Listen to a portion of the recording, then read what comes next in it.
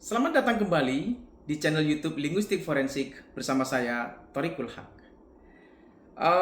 Dalam kesempatan ini, saya akan menyampaikan sharing pikiran, pendapat, terutama yang berkaitan dengan langkah-langkah analisis linguistik forensik apabila ada aturan undang-undang yang berubah atau yang diperbarui, maka langkah analisis linguistik forensik juga pasti berubah.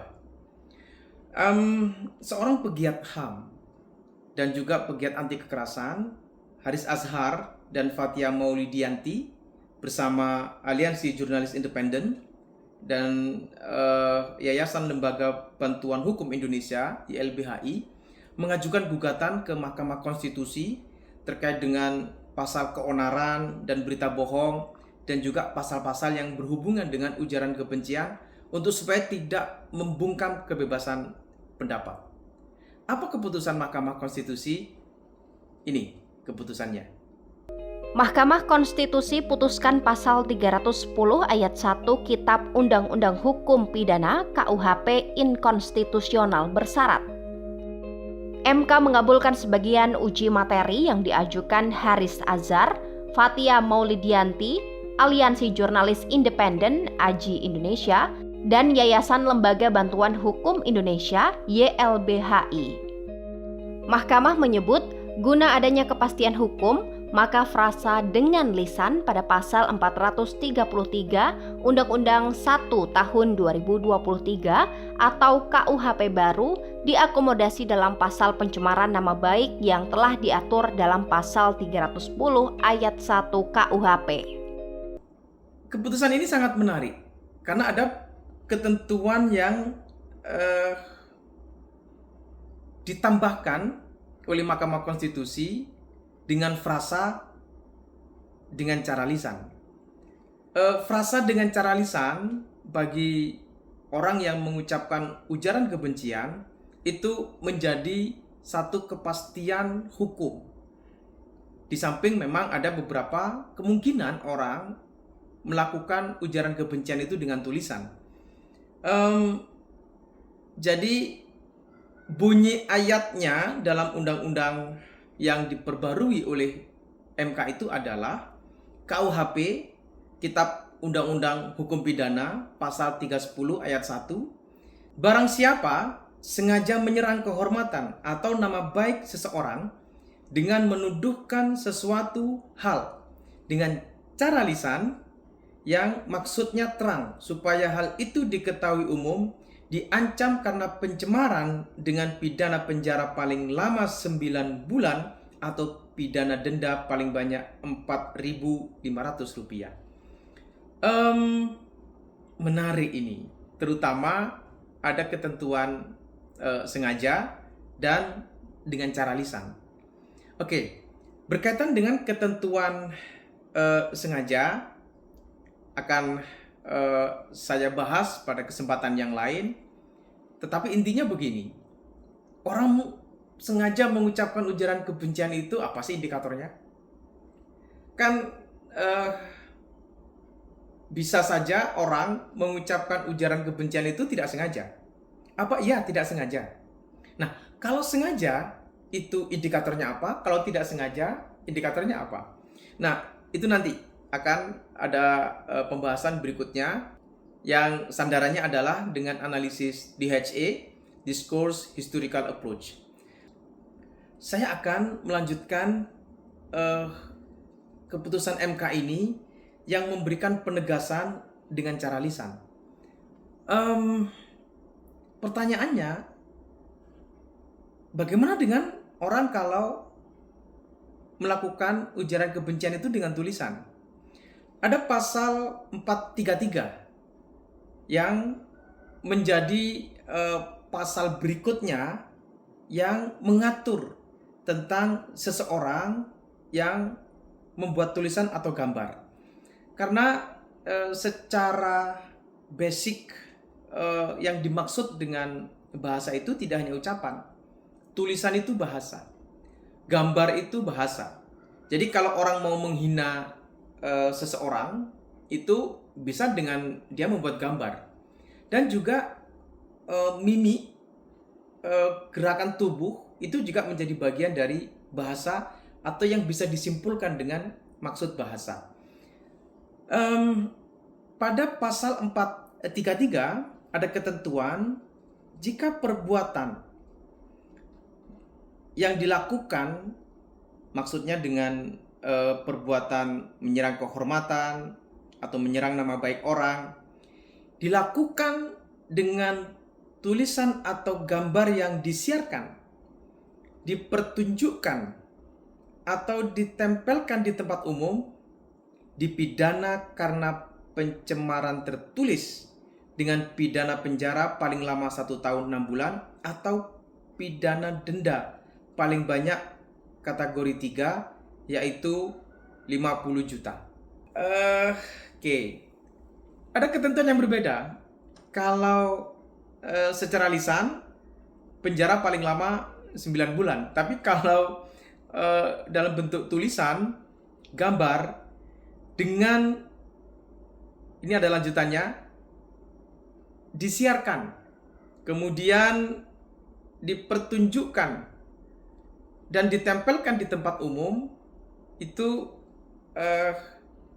hukumannya paling lama 1 tahun 6 bulan atau pidana denda paling banyak 50 juta. Oke. Dengan lisan tentu langkah linguistik forensiknya adalah analisis mulai dari fonetiknya, analisis mulai dari bisa saja analisis wacananya, karena lisan itu bisa berdampak terhadap situasi, keadaan, isu, dan juga bagaimana argumentasinya, dan juga bagaimana intensifnya mengucapkan ujaran kebencian itu, atau juga berkaitan dengan psikologi orang. Nah, kalau berkaitan dengan psikologi orang, maka forensiknya adalah juga menggunakan psikolinguistik forensik. Oke.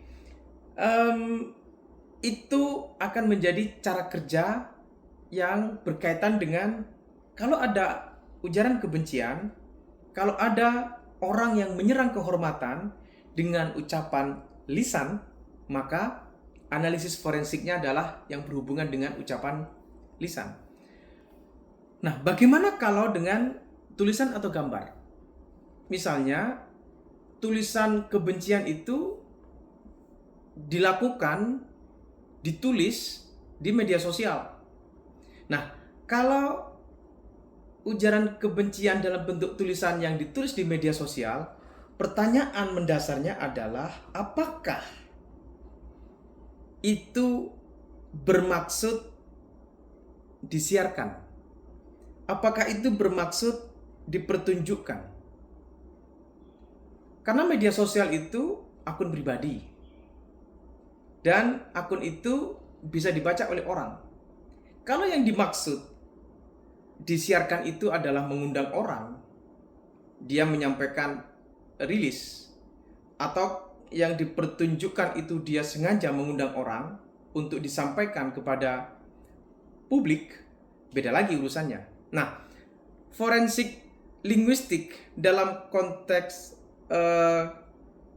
cara bagaimana memastikan bahwa tulisan kebencian itu berdampak yang bisa dipastikan disiarkan atau berdampak yang dipertunjukkan.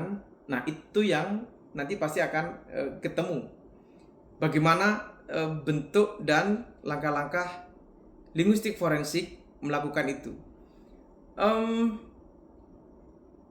Apalagi misalnya yang berhubungan dengan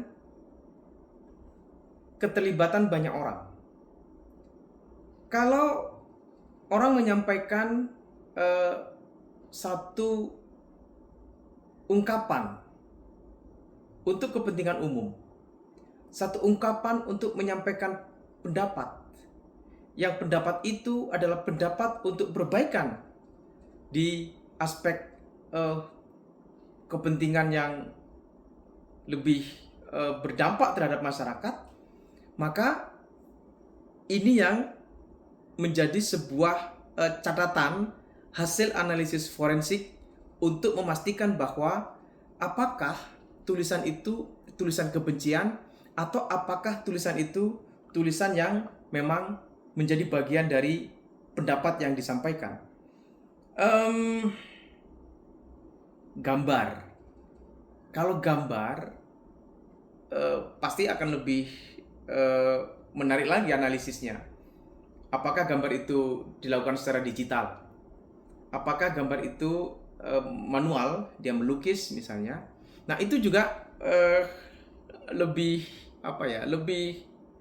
banyak aspeknya untuk melakukan analisis linguistik forensik, terutama dalam aspek tulisan itu. Karena sekarang apalagi ya, lukisan-lukisan yang melakukan kritik sosial, melakukan kritik terhadap kebijakan, itu banyak. Nah, ini seni. Begitu karya seni, maka apakah ini yang dimaksud pada posisi dia melakukan pencemaran nama baik, melakukan menyerang kehormatan orang gitu dalam bentuk gambar, dalam bentuk tulisan, dalam bentuk sketsa, yang itu bisa diidentifikasi apakah itu yang dimaksud. Ada ketentuan di ayat yang ketiga dari pasal 433 di KUHP ini yang melindungi kebebasan berpendapat. Bunyinya begini: perbuatan sebagaimana dimaksud pada ayat 1 dan 2 atau ayat yang ada di atasnya tidak dipidana jika dilakukan untuk kepentingan umum atau karena terpaksa membela diri. Dua ketentuan. Kepentingan umum, membela diri. Oke.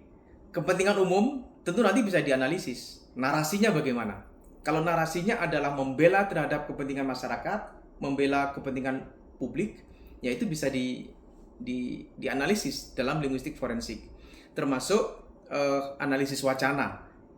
Baik dari perspektif analisis wacana yang secara praktikal itu menganalisis teks dan konteks, maupun yang sosiokonteks. Fairclough itu punya semacam cara langkah untuk melakukan analisis wacana dalam linguistik, yang ini juga bisa digunakan untuk forensik.